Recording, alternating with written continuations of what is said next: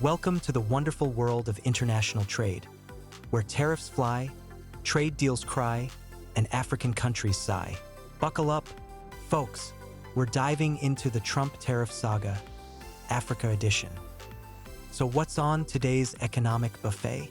Oh, just a 5-course meal of tariffs, AGOA drama, GDP heartbreak, and a side of political popcorn. Let's break it down. Presenting our top 5 contestants in the Who Got Tariffed the Hardest competition. Lesotho's leading with a whopping 50%. Congrats, Madagascar and Mauritius are not far behind, while South Africa closes out the top 5 with a humble 30%. Yikes! AGOA used to be Africa's golden trade ticket.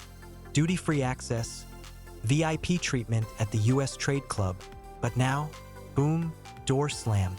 No free rides for your textiles and apparel anymore. Thanks, tariffs. Let's zoom into Lesotho, the tiny kingdom with the giant tariff headache. 50% tariffs? Factories said we out. Jobs disappeared like socks in a laundry machine, and GDP took a nosedive. Oof. Next up, South Africa. Their exports of metals and cars just hit a Trump-sized wall.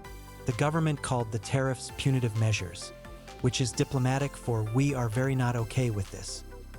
In 2023, the U.S. and Africa traded goods worth $47.5 billion. That's a lot of zeros. Fun fact, the U.S. imports more than it exports. Classic shopping addiction. African nations aren't just sitting around, they're negotiating, diversifying, and even calling up Elon Musk.